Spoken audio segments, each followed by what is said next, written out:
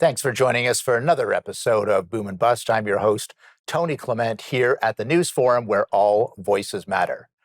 Rick Ekstein is a Canadian businessman, advocate, and philanthropist. He's the president and CEO of Phase 3 Management and joins us at a time of geopolitical peril and a need for moral clarity. Welcome to Boom and Bust, Rick. Hey, Tony, thank you very much. Pleasure to be here. I guess the first thing is you were recently in Israel. So what were you doing there and what were your observations?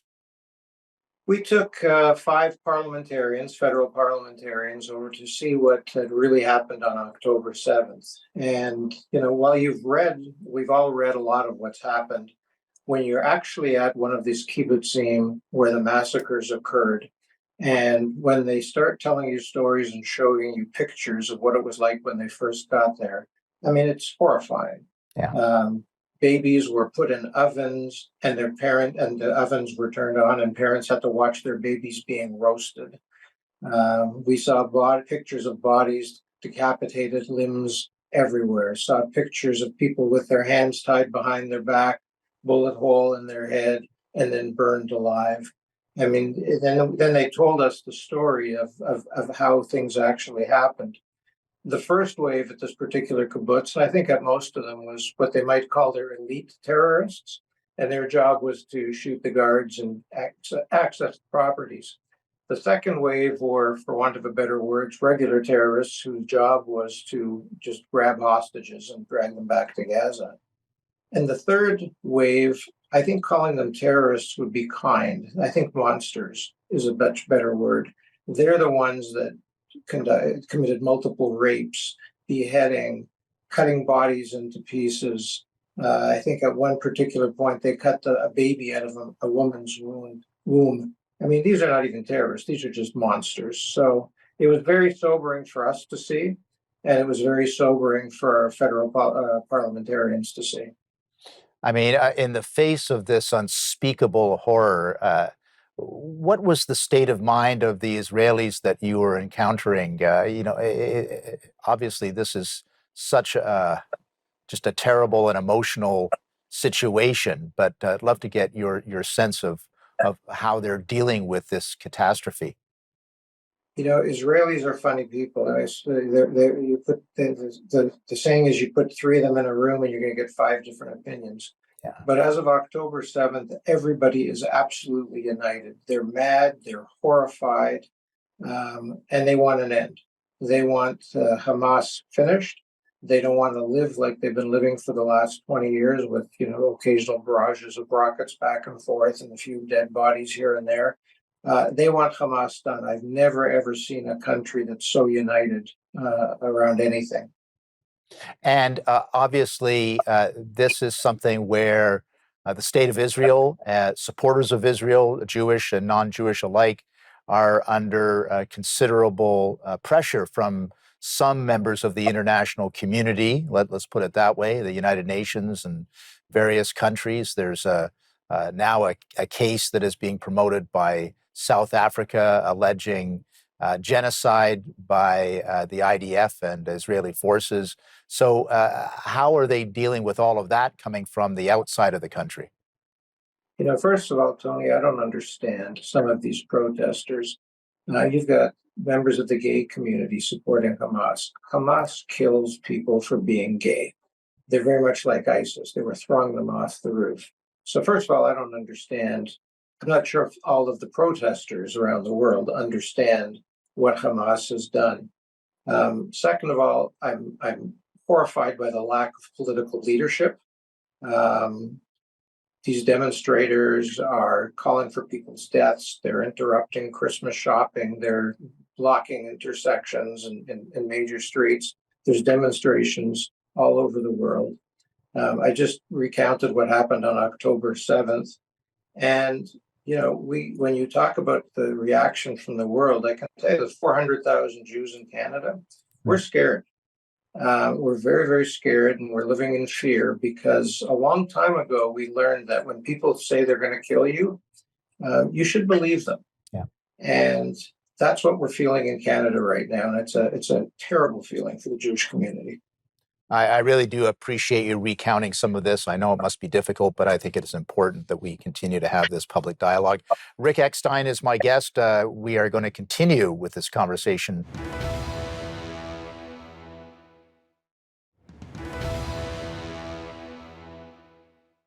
Welcome back to Boom and Bust. I'm here with Rick Ekstein. He's the CEO of Phase 3 Management. Rick, obviously we're talking about the Israeli-Gaza conflict after the attacks on October 7th. With the conflict now entering its fourth month, it appears it is becoming the threat of it, and de facto, in actuality, it's becoming more regional, with Iran and its proxies becoming more active. From your observations, having just returned from Israel, do you think this war can be contained?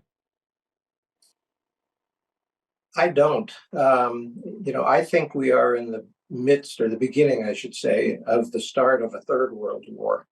When you look at what's going on with all the proxy fights in the world at the moment, effectively the West is against Russia right now in the Ukraine. You've got Iran backing the Houthis and Hezbollah and Hamas fighting Israel, which is effectively Iran against the West again. You've got China, who is, their tentacles are reaching into islands in the South China Sea, and the big picture there is Taiwan. We've got North Korea supplying weaponry now to Russia. I really hate to sound scary, but I think we are in the first days of what could turn into a serious world war, let alone a regional conflict. I think the regional will be first. Right now, I think the Americans have been flying top cover to a large degree for what's happening in the north of Israel. They've bombed facilities in Syria, in Lebanon, in Iraq. But that is not ending. The Houthis, who nobody even knew who a Houthi was a year ago, are firing ballistic missiles at Israel, and they're interrupting, I think it's 10 or 12% of the world's shipping that goes through the Suez Canal. So unless somebody figures out how to take Iran off the table, either politically, diplomatically, or at the end of the day, militarily, I don't see how this is going to stay just as a little conflict between Hamas and Israel. And if we take off Iran, maybe it'll stop things, or maybe it'll just be, again, the next step in what could be a world war. Yeah, I mean, it's interesting you mentioned the North Koreans supplying ammunition to the Russians, but there's evidence that they're also supplying Hamas. So this is there's a lot of moving parts in this, isn't there? Yeah, it's very interesting. There was a woman on one of the big networks who was an expert on tunnels, and they showed her the pictures of the tunnels in Gaza, and she said they're identical to tunnels that she has seen in North Korea. Is that a coincidence? Yeah, no, exactly. Listen, let's just go back to the diplomacy for a second. We talked a little bit about how there's growing pressure on Israel to end the fighting. I just want you to reiterate, though, let's not forget about the hostages. There are still dozens of hostages that are held by Hamas or some of their other agents there, and that should be a part of any ceasefire, right? Oh, absolutely. I was there. I was in the Hamas. I was in the hostage forum building the night before they were going to release the list of the first hostages, and I was sitting with 14 families, who were all waiting. And one of them was telling me he lost his father, and he's got 7 members of his family held by Hamas. What do you say to people like that? It was a very, very uncomfortable meeting. But since then, they've released about 100 hostages. What is just starting to come out now is the stories of what they were subjected to. Israel at the beginning was trying to keep that quiet, but I heard unbelievable stories, like live one-on-one stories from people who were raped, men and women, up to 50 times. I know of one woman hostage who was released who came back to Israel, and she tried to commit suicide twice afterwards because she couldn't get past what happened to her. So we know there's still about 140 missing Israelis. We know some of them are dead. We know some are alive. God knows what shape they're in, as you said, as we enter the fourth month. And Hamas has a history of holding on to bodies. In 2014, you may remember, after the ceasefire went into effect, they popped up out of a tunnel and grabbed a young Israeli soldier named Hadar Golden. Right. We believe he's dead because they found cranial matter and they stripped his uniform off in the tunnels. And for the last 9 years, his parents get. Rick, this is important. We do have to take another brief break. Sure. Please continue with that story when we return. We'll be back very Okay. shortly. Thank you.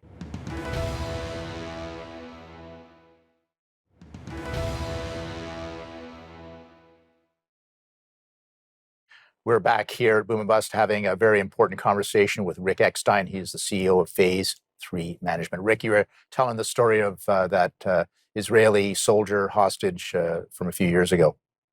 In 2014, they kidnapped the soldier Hadar Golden. We believe he's dead for lots of reasons. And they've been holding on to his body for 9 years. They send his parents taunting notes on his birthday, on the anniversary of the day that they took him. They send them notes on Father's Day and Mother's Day saying, hey, you're never going to see your son again because we've got them. So these are the kind of people that we're dealing with, that they're taunting parents for 9 years over a dead body. And I know the parents very well. We've become friends. Erwin Kotler got involved. We called a special meeting of the Security Council. The Security Council all voted that Hamas should return their body, but Hamas doesn't listen to any of these things. But they are torturing the family with the fact that they've got this body. And all this family wants is to bring their son home and bury him. They understand that he's dead. So now they've got 140 like this, some dead, some alive. I don't feel very good about the condition that the hostages will be in. And even if they are rescued alive, God knows what this will do to them from a mental health standpoint. And Hamas could stop this very quickly. They could stop what's going on. And the Palestinian people, and I think it's important to always differentiate between the Palestinian people and Hamas, they could stop this if they were to find the hostages and turn them over. I think Israel would stop tomorrow. They wouldn't have any reason to keep on going. Right. So, yeah, we cannot forget about the hostages. Thank you for mentioning that again. Let me return closer to home. Obviously, Canadian cities, as we referenced earlier, have seen weekly and more than once a week pro-Palestine rallies, let's put it that way. Examples of anti-Semitism, Jew hatred have risen precipitously. I know you mentioned the mood of the Jewish community, but maybe just explain to our audience why they are concerned and why they are afraid. Yeah, for a number of years now, we've needed at our houses of worship, at synagogues, we've had to have security. I talked to many politicians, many non-Jewish politicians, and that come from up north, and I'll say, when you go to shul, my apologies, when you go to church on Sunday, is there a security guard or an armed policeman going through your wife's purse and wanding you and sitting in front of the church? And they go, no, why would that possibly ever happen? I said, well, these are the kind of things that we have to deal with on a daily basis. Every Jewish school, synagogue, community center is protected by security 24 hours a day, which is unbelievably expensive. So we've been afraid for a long time, because there have been so many attacks in Montreal. We've had two fire bombings right now. Some schools have been shot at in the middle of the night. So I kind of go back to one of my original statements is, as a Jew, I've learned that when people say they're going to kill me, they generally mean it, and I should take it seriously. Yeah, no, of course. What can be done to better safeguard the community then here in Canada? I think it has to start with, the police, who get their marching orders from whether it be mayors, premiers, or prime ministers. But I don't think any other group has ever been allowed to do this, to have these protests and rallies without permission, without permits, shutting down streets. These people, you probably saw the clip where one masked Palestinian supporter was threatening to bury somebody 6 feet deep. Right. And he was screaming at a policeman and beside him, "I'm going to get you! I'm going to get you and bury you 6 feet deep." I mean, those sounds like threats, and I don't understand how masked people can make those kinds of threats on television and not be put in jail, and how those kind of people who again wear masks and shut down streets can be allowed to continue. So I'm not sure where our law enforcement is, and I'm not sure where our leadership and government is on this, quite frankly. No, it seems to be that I think part of it is a misplaced point of view that this is the best way to keep the peace, but they don't understand that these are very real threats. That Jewish students are being beaten up in schools, and this is not a peaceful situation that they are trying to contain. It is already uncontained. Rick, we've got one more segment with you. We're going to come back after a few messages.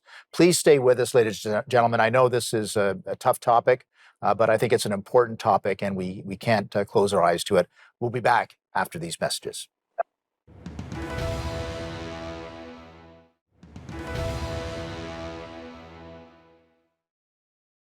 Welcome back to Boom and Bust. I'm your host, Toney Clement, having a very important conversation with Rick Ekstein. He is the CEO of Phase 3 Management. Rick, we've just been talking about the local scene here in Canada and the rise of anti-Semitism and activities that are very, very disturbing. As a Gentile or a non-Jew, obviously many people in our audience are not necessarily Jewish. What can they do if they want to do something to help the Jewish community here in Canada? What can they do and do more of? I'd say a couple of things. First of all, make sure that you're clearly educated on the difference between Muslims and Hamas terrorists. There's a big difference. I spent 20 years traveling through the whole Persian Gulf and Middle East, selling lumber as part of my career. I've been to just about every country. I've been to people's homes. Where became great friends with Muslims, and they would send their kids to school in Toronto because my wife flew in and I could look after them. So first, understand there's a huge difference between Muslims and even Palestinians and Hamas terrorists, and that's, I think, number one. Number two, understand the facts. There has been no Palestinian territory. I mean, for 400 years, it was under Ottoman rule, that whole area, the current area of Israel included. Then it was under British rule, and then Gaza was under Egyptian rule. And after several wars, Israel took over and then left Gaza in 2007, I think. Right. And left that to the Palestinians. They left them thousands of acres of greenhouses, productive factories, everything. And they promptly destroyed them and turned it into a launching pad for rockets into Israel. Gaza could be Dubai, it could be Singapore. They've got educated people, they've got beautiful beaches for tourism, they've got great capabilities for agriculture. But Hamas does not represent the Palestinian people, does not represent all Muslims. Hamas is a mafia-like criminal organization that skims money off of every donation from the international community to the benefit of its leaders. Its leaders are living in Qatar, they're living in Lebanon. We see articles in the paper that they're worth billions and billions of dollars. They have private jets, etc. So this is not about the Palestinian people. This is about a criminal enterprise called Hamas. So if you're asking me what the average Canadian could do, Tony, I would suggest get fully educated on the facts. Gaza could be a wonderful spot if it wasn't controlled by these gangsters. Yeah, and you raise a very good point there, Rick. Obviously, when you look at it, prior to October 7th, there was a big push for reconciliation between Israel and some of its neighbors, the Abraham Accords. There was speculation that Saudi Arabia was willing to sign the Abraham Accords, that is to say, a peace deal with Israel. And maybe Hamas was on its way out as an effective force, but maybe this was their last-ditch effort for influence, and the cost is very high. What's your understanding? I would say it slightly differently. I would say the people, as in politics, as you know, Tony, it's not so much who agrees with you as who opposes you. Yeah. And we're back to Iran. Iran did not want this Saudi Arabia, Israel peace treaty connection security effort. So Iran, I strongly believe, is the one that basically ordered Hamas to do this. So all roads lead back to Iran. And at this stage, I'm not sure what's driving Hamas. They're losing, they're being devastated, their leaders are being taken off the board one after another. I'm wondering if some of the fighters have just broken off, and they're just so convinced, they're so involved emotionally right now, they just want to keep things going. And or Iran is paying off the leaders to keep this going at the expense of the Palestinian people. Well, I'm possibly not our final conversation on this. Rick Ekstein, thanks for being part of the program today. Tony, thank you very much for having me. I'd like to personally thank Rick Ekstein for coming on the program, discussing his observations from Israel and about Israel and the current conflict there. Thanks for being part of this program as well.